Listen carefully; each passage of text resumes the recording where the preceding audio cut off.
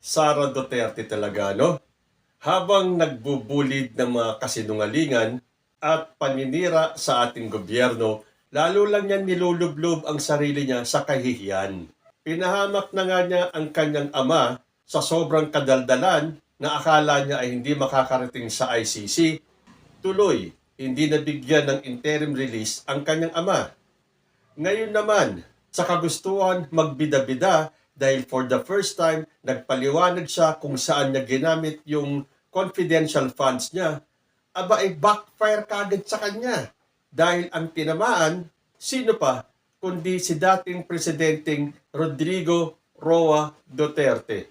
Pero bago po yan, balikan nga po muna natin yung sinabi ni Sara Duterte na hindi daw nagtatrabaho si BBM dahil hindi daw ito nagtatanong, hindi nagko-command, kaya naman wala daw direksyon ang gobyerno ni BBM. At tanging siya lang daw ang miyembro ng gabinete na nagdi-deliver, meaning nagtatrabaho ng may resulta. At nung siya daw ay nawala na sa cabinet ni President Bongbong Marcos, wala na daw. As in, wala na daw naging accomplishment si PBBM. Panoorin po natin yung kanyang mga pahayag. Ko, akala mo ba yung presidente natin nagtatrabaho? Hindi nagtatanong yan at all. Hindi, I swear to the flag, si BBM, hindi yan siya. Nagtatanong ng trabaho at all. Kaya napansin nyo ba, walang direksyon yung governance at walang direksyon yung iba't ibang departamento. Bakit? Kasi he doesn't give he doesn't command. He doesn't command, he doesn't ask. Akala niyo ba yung ginawa ko sa DepEd, galing yun kay Bibi? Hindi, akin yun. Lahat. Kasi he did not give any orders at all. So pag upo ko doon, sabi ko sa mga kasamahan ko, sa mga USEC at ASEC, I think this is our show. Kasi walang participation at all ang Pangulo. I don't deserve the attacks that were thrown at me by the administration. Kasi ako na nga lang siguro yung kaisa-isa dong nagde-deliver para sa cabinet ni BBM. Tapos ganun pa yung gagawin nila sa akin.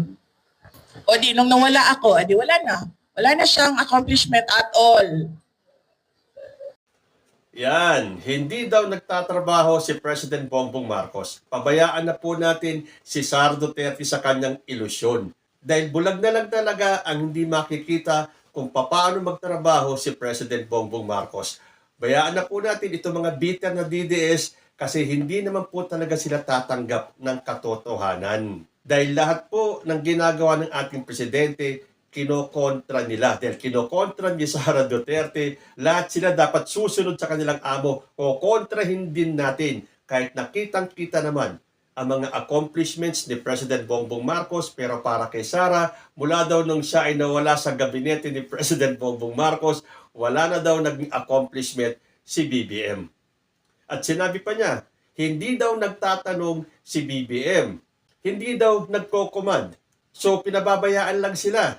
Pero ano ba tong video na kumalat ngayon sa social media kung saan nagkaroon ng meeting si President Bongbong Marcos sa DepEd at DSWD nakasama si then Secretary of Education Sara Duterte. Yes, that's the question. From 2023, there was a 5 billion. This year, for 2024, we budgeted 11 billion. Daycare side, nasaan naman, Mr. President? The feeding side ng daycare, the budget is launched with us. Oh, ano masasabi nyo? Hindi ba? Tinanong ni President Bongbong Marcos si Sara Duterte, sumagot si Sara Duterte. At ang sagot ni Sara, kung ano lang yung nakita niya doon sa presentation. Winord forward niya na kung ano yung nabasa niya, yun ang paliwanag na kay President Bongbong. Buti na lang merong isa nagsalita at binigyan ng mas mahabang explanation yung katanungan ni PBBM. O hindi siguro magsisinungaling itong video na to. Unless nakalimutan na naman ni Sara Duterte na nagkaroon ng ganong meeting. Sino ang nagtanong? Kitang-kita sa video, si Bongbong Marcos. Sino ang sumagot? Kitang-kita sa video, si Sara Duterte. So paano sasabihin ni Sara Duterte na hindi nagtatanong? Na para bang walang pakialam si Bongbong Marcos, bahala ka kung anong gusto mong gawin sa departamento mo. Basta hindi nagtatrabaho si President Bongbong Marcos and I swear to the flag. Nakita niyo yung expression ni Sara Duterte. Every time meron siyang nilalabas na statement, kung medyo kayo ay mapagmasid sa facial expression at sa mga galawan ng isang tao, may mapapansin kayo. Meron talagang something kay Sara Duterte. Pero ako, tingin ko pinaglalaruan na lang ni Sara Duterte ang mga Pilipino. Pakinggan nyo yung kanyang mga explanation at sabayan nyo ng pagtingin sa kanyang muka, sa mga expression ng muka niya. Meron po talagang kakaiba. So yan ba ang kanyang way ng panglalaro sa ating mga Pilipino? Dahil tulad nito, sabi niya, hindi nagtatrabaho si Bongbong Marcos, pero anong ginagawa nila dun sa meeting ng DepEd at DSWD? Sabi niya, hindi nagtatanong si BBM. Bakit doon sa video? Tinanong siya ni President Bongbong Marcos, sumagot siya. At ang sagot niya, kung ano lang nakita niya doon sa presentation, wala nang ibang eksplanasyon. Tapos sasabihin niya, siya lang ang kabinete na nagdi-deliver. Paano ka makakapag-deliver ni hindi mo nga ma-expound o ni hindi mo maipaliwanag ng mas maigi yung gustong malaman ni President Bongbong Marcos? At ang nakakatawa pa nito, mula daw nang nawala si Sara Duterte sa DepEd, wala na daw naging accomplishment ang administrasyon ni Bongbong Marcos. Ang galing talaga ng Vice President natin. Natatangi talaga siya. Tapos sasabihin niya, akala nyo ba? Yung ginawa ko sa DepEd ay utos ni BBM. Kanya lang daw yun. Meaning, desisyon niya lahat ng ginawa niya sa DepEd. Ay, kaya naman pala nagkaloko-loko Dahil desisyon niya. Yan aminado siya, desisyon niya. Wala daw galing kay President Bongbong Marcos dyan. Kaya naman pala, nagkaroon ng anomalya. Dahil sabi niya, akala nyo ba yung ginawa ko sa DepEd galing yun kay BBM? Hindi. Akin yun. Lahat. Kasi he did not give any orders at all. So, ibig sabihin, desisyon niya dahil maalam siya. Alam niya lahat Pero back then, in 2023, sabi ni Sara nung pumasok siya sa DepEd, I do not come from the education sector. I don't have an education background. So I cannot review what they are doing and I rely on their expertise. Tapos sasabihin niya, lahat daw ng kilos niya sa DepEd, kanya lang yun. Samantalang a few years back, sinabi niya, wala siyang alam, hindi siya galing sa sektor ng edukasyon. Siya daw ay magdidepende sa mga expert doon sa Department of Education. Kontra, di ba?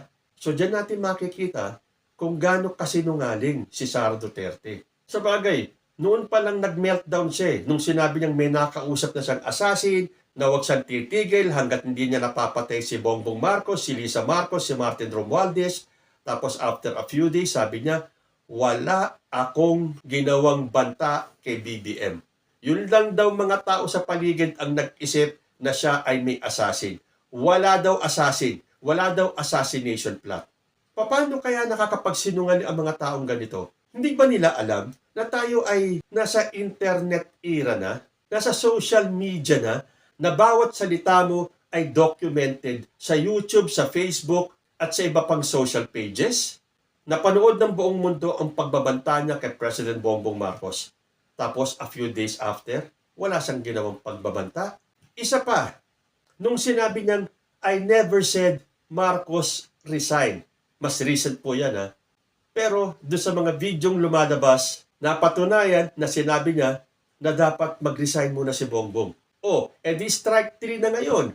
Sabi niya, walang ginagawa si President Bongbong Marcos. I swear that to the flag. Alam niyo, gustong-gusto ko yung expression ng mukha ni Sara Duterte doon. Panoorin niyo ulit yung video. Ulit-ulitin niyo. Makikita niyo kung ano yung something na sinasabi ko kay Sara Duterte. Kung akala niya na paglalaruan niya ang Pilipino, hindi po tayong lahat. Yung mga DDS lang, yung mga supporters niya lang ang naniniwala na lang sa kanya. Ilang beses nang nagsisinungaling, pero para sa mga DDS, okay lang yun. So para sa kanila, okay lang na pinaglalaruan sila ni Sara Duterte. Bayaan na natin si Sara Duterte. Dahil sa kakadaldal niya, ipinapahamak niya lang ang pamilya niya. Natandaan nyo yung mga rason kung bakit hindi nabigyan ng interim release si Digong? Isa na doon yung kadaldalan ni Sara Duterte. Ngayon na naman, meron na namang statement si Sara Duterte na akala niya ay magiging bida siya. Pero ang nangyari, lalo niya lang idiniin ang kanyang tatay sa korupsyon. Nung akala ni Sara Duterte, naka-jackpot siya ng balita. Yung pala, ang tatay niya ulit ang tatamaan. Siguro sabi ni Sara, kung mababawi niya lang yung kanyang sinabi, babawiin niya. Kasi for the first time, naglabas ng pahayag si Sara Duterte tungkol sa paggamit niya ng confidential funds. Sabi rito sa balita, Vice President Sara Duterte revealed that a portion of the confidential funds allocated to her office was used to investigate alleged corruption within the Department of Education. Duterte, who also serves as Education Secretary, said her office initiated internal probes in response to numerous complaints about irregularities not only in the central office but also in regional offices nationwide. Sabi niya, gumawa kami ng investigasyon sa loob ng Department of Education. Isa sa mga pinaggamitan ng confidential funds ay yung korupsyon sa loob ng Department of Education. Hindi lang sa laptop ha, madami kasing reports of corruption inside DepEd. Hindi lang sa central office, kasama na yung mga regional offices namin. So kapag merong reports, pinapaimbestigahan yon. Kailan ba naupo si Sara Duterte bilang head ng Department of Education? Hindi ba halos kauumpisa pa lang ng termino nila ni President Bongbong Marcos? So pinagmalaki niya na meron siyang mga nadiskubring mga anomalya. Isa na dyan yung pagbili ng overpriced na mga laptops. Pero dahil sa kagustuhan ni Sara Duterte na makapag-expose ng katiwalian, hindi niya na inisip na ang tatamaan dito ay ang tatay niya. Dahil kailan ba nangyari yung pag-procure ng mga overpriced na laptop? Di ba nung panahon nung tatay niya? Dahil tuwang-tuwa pa si Sara Duterte dahil nga naman sangkot ang pangalan ni Zaldico na matagal niya nang pinupuntirya kasama ni Martin Romualdez. Bakit hindi ba niya alam na yan si Zaldico ay may direktang kaugnayan sa kanyang amang si Digong? Dahil sa pagbanggit ni Sara Duterte kay Zaldico sa laptop corruption issue, tila sinubukan niyang ibaling ang usapan. Pero sa totoo, mas lalo niyang binuksan ang sugat ng katiwalian sa panahon ng kanyang ama. Ang overpriced na 2.4 billion pesos na DepEd laptop deal ay nangyari noong 2021 sa ilalim ng Administrasyong Duterte. Panahon na malakas pa ang impluensya ni Bongo sa Malacanang. Noon, habang si Sara ay DepEd Secretary, wala siyang nagawang malinaw na reforma para linisin ang sistemang yon. At kung sinasabi ni Sara Duterte na nagkaroon sila ng investigasyon hinggil sa overpriced na laptop, nasaan ang pruweba? Nasaan yung report?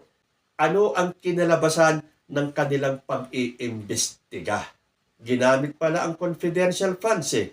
O ngayon, naisiwalat mo na parte ng confidential funds ay ginamit mo sa investigasyon sa DepEd. Pero wala ka namang nilalabas na resulta.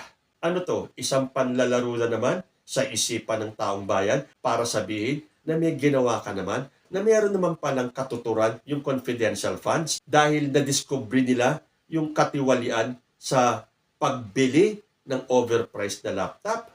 Yun nga lang, sa kagustuhan niyang ibaon si Zaldico, mas lalo pa niyang nabaon ang kanyang ama. Dahil panahon ni Digong nung nangyari ito noong 2021 nang bumili ang DepEd ng overpriced na mga laptop. Dapat yata sa susunod na magsalita si Sara Duterte, mag-research muna siya, mag-isip ng 100 beses, at baka bumalik na naman sa kanila yung mga ibinibintang niya sa gobyerno ni President Bongbong Marcos. Masyado na silang nagpapabango sa taong bayan. Sobra na ang paninira ni Sara Duterte sa lahat ng sanghay ng gobyerno ni President Bongbong Marcos, sa lahat ng tao ni President Bongbong Marcos. Pansinin ninyo, lahat na lang ng tao ni President Bongbong Marcos, kay Boying Remulla na ombudsman, kay Atty. Claire Castro, at ngayon naman, yung kinokontra niya, yung pagtatag daw ni President Bongbong Marcos ng ICI. Gusto ni Sara Duterte na magpabango dahil malapit na ang 2028. Kinokondisyon niya na ang taong bayan na ganyan siya kalakas sa mga Pilipino, na siya pa rin ang mananalo sa 2028. Hindi ba sometime in February 2025, sinabi niya, I am seriously considering running in the 2028 presidential elections. Pero sometime in September naman, ito naman ang pahayag ni Sara Duterte. Wala silang dapat ika-insecure sa akin. Hindi naman ako interesado na maging presidente. Nilinaw ni Vice President Sara Duterte na walang dapat ika-insecure ang Administrasyong Marcos dahil wala siyang interes na tumakbo bilang presidente. So, paano niyo paniniwalaan si Sara? Kahit sa mga rally niya sa abroad, nagpapasaring na siya na ang susunod na presidente ng Pilipinas. O sinabi pa niya noong February of this year, I am seriously considering running for the presidency in 2028. Several months after, sasabihin niya, huwag maging insecure si BBM dahil hindi naman ako interesado na maging president. Pero ngayon may mga kumakalat na statement daw, di umano, ni Sara Duterte na walang makakalaban sa kanya. Meaning siya pa rin talaga ang mananalo sa 2028. At kung sakaling hindi daw siya makakatakbo, siguro dahil sa mga kasong kinakaharap niya, yun daw kanyang i-endorse, siguradong mananalo. Sino ba yung i-endorse nila kung sakaling hindi makakatakbo si Sara Duterte? Si Robin Padilla. At kung magkatotoo na si Robin Padilla ang patatakbuhin nila bilang presidente, that will be the biggest joke in Philippine history.